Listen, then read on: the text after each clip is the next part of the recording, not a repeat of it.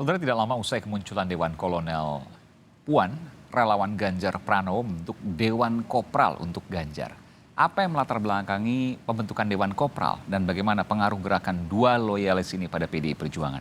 Kita berbincang dengan Ari Nur Cahyo, Direktur Eksekutif Para Syndicate, dan Ketua Relawan Ganjar Pranowo Mania, Immanuel Ebenezer. Sebelumnya kami juga sempat mengundang loyalis Puan atau Dewan Kolonel, namun berhalangan. Selamat malam Bapak-Bapak, sehat selalu? Selamat malam. Iya. Selamat malam, Mas Aiman. Jadi Mas nggak mau Ari. kalah Bung Noel dengan Dewan Kolonel, Anda dan kawan-kawan membentuk Dewan Kopral. Ya, Iya betul ya? Dewan Kolonel untuk Puan Maharani, Dewan Kopral untuk Ganjar Pranowo. persis. Oke, kenapa nggak mau kalah sih? Gini, kita merasa tertantang ya dengan adanya Dewan Kolonel. Apalagi tadi Mbak Puan, ya sah-sah saja sih kalau seandainya orang-orang membuat Dewan Kolonel. Artinya ya kami sah juga dong membuat yang namanya Dewan Kopral. Kopral Kenapa ini ikut-ikutan pengertiannya- militer? Kan mereka militer, Anda kan militer juga kan? Ini kan partai, ini relawan. Enggak. Nah, kita Kopral dalam pengertian bukan kepangkatan dalam militer. Kita ada kepanjangan dari Kopral, Komando Perjuangan Rakyat. Wah, Itu kan bisa-bisanya Anda, tapi Anda selalu mengatakan kalau di sana elit, di sini relawan nih, yang turun ke bawah, yang belusukan segala macem. Tapi kalau sana elit-elit, kita beda kelas lah gitu. Tapi kami kerjanya keras kan begitu. Anda mau mengatakan begitu kan? Nah, kira-kira seperti itu. Karena biar gimana pun ujung tombak kemenangan Mas Ganjar itu kan ada di tengah-tengah rakyat dan dari kaum jelata ini. Makanya kami punya semangat dan punya keyakinan, punya optimisme bahwa kita lihat kan di mana-mana Mas Ganjar sudah begitu masif ya.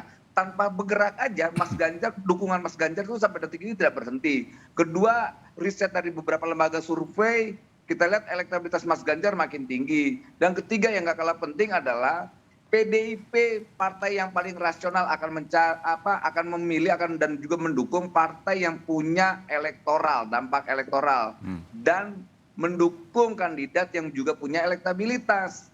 Nah, variabel ini penting untuk menjadi pertimbangan PDIP itu sendiri. Gitulah Mas Aiman kira-kira. Tapi masalahnya begini, perbedaannya adalah mereka punya suara. Mereka punya akses ke ketua umum yang akan memutuskan siapa nanti yang akan jadi capres. Anda kan nggak punya apa-apa.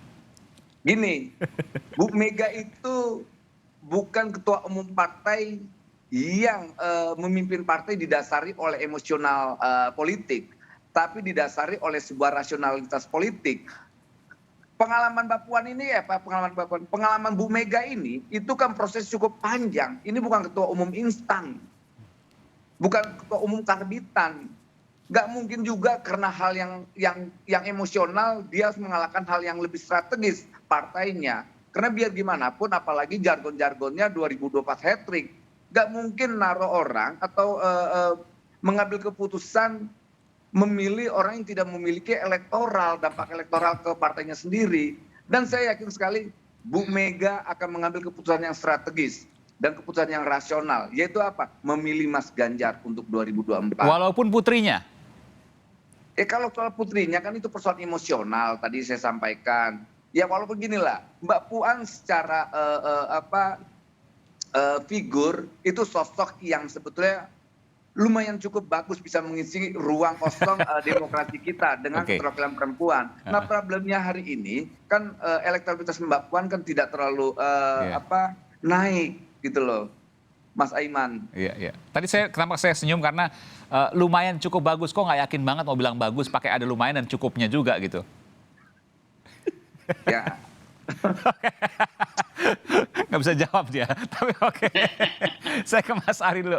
Mas Ari, Dewan Kopral versus Dewan Kolonel. Apa yang Anda baca di sini, Mas Ari? ya menarik. Jadi aksi reaksi ini terjadi, Mas Aiman. Jadi ketika kemarin Dewan Kolonel, lalu langsung direspon cepat sekali aksi reaksi, langsung Dewan Kopral.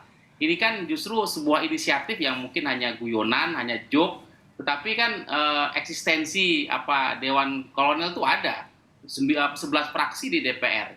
Bahkan dugaan saya nanti akan melebar sampai ke DPRD provinsi dan kabupaten kota.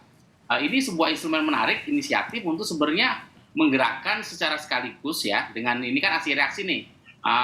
Bagaimana instrumen partai bergerak, mesin partai bergerak. Ini persoalan sekarang kan kalau sampai Oktober nanti tidak ada figur yang definitif dari PDIP, dia dikhawatirkan mesin partai itu tidak efektif bergerak.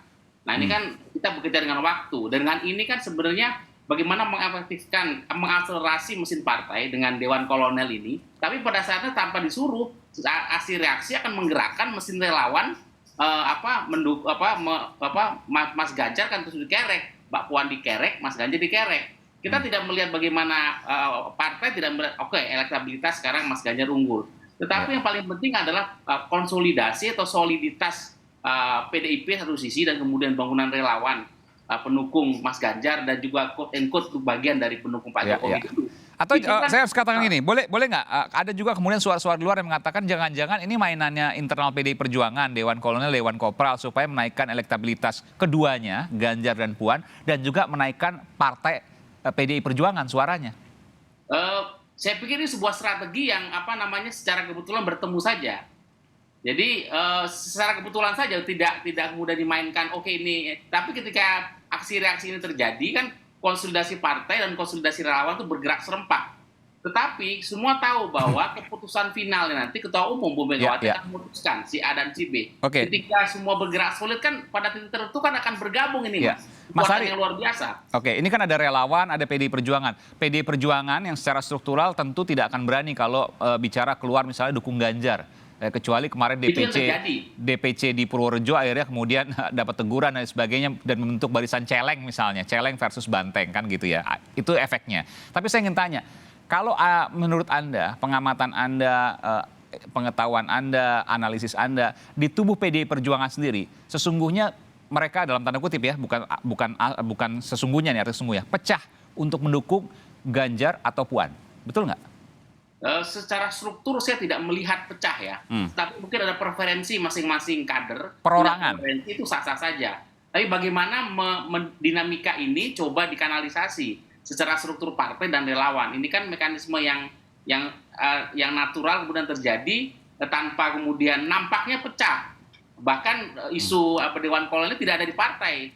Nampaknya pecah, tapi justru ini instrumen untuk memberi pesan bahwa ada soliditas yang sedang dibangun dan ada proses konsolidasi yang sedang digerakkan. Saya melihat itu, Mas. Dan fenomena ini menguntungkan PDI Perjuangan? Menguntungkan PDI Perjuangan, menguntungkan relawan yang dulu sekarang relawan Ganjar dan relawan Jokowi. Dan pada titik tertentu saya pikir Bu Mega dan Pak Jokowi akan satu chemistry untuk memutuskan siapa. Dua orang ini bagian dari kingmaker. Pak Jokowi juga akan ikut menentukan karena menjadi kingmaker. Baik. Saya terakhir ke Bung Noel. Bung Noel, apa yang Anda mau lakukan sih dengan Dewan Kopral ini? Kalau jelas kan Dewan Kolonel itu mau disebutkan nih job desk-nya, pekerjaannya, mau mempublikasikan pekerjaan Puan Maharani di DPR, lalu kemudian memoles kinerjanya dan lain sebagainya. Kalau Anda Dewan Kopral? Kita fokus pada tujuan kita bagaimana memenangkan Mas Ganjar. Sama dengan halnya Dewan Kolonel. Kalau Dewan Kolonel kan soal pencitraan. Kalau kita tidak, kita kampanyekan, mensosialisasikan program-program yang sudah dilakukan Mas Ganjar. Kedua, kita akan melakukan bagaimana menarik simpatik publik ke Mas Ganjar dan mensosialisasikan Mas Ganjar yang sangat humanis, yang tidak sombong dan tidak angkuh dan sebagainya lah. Pokoknya prinsipnya kita akan menggaungkan program-program yang diperjuangkan Mas Ganjar. Dan kita yakin sekali bahwa 2024 Mas Ganjar presiden bersama Dewan Kopral. Capres dulu, jangan presiden dulu kan masih banyak yang lain. Tapi kalau relawan ya boleh silakan aja. Kandidasi dulu dong, Mas. Capres dulu. Baik, terima kasih. Terima kasih Bung Noel Emmanuel Ebenezer, Ketua GP Mania, Ganjar Pranowo Mania yang sekarang membentuk Dewan Kopral yang akan dalam tanda kutip ya melawan Dewan Kolonel.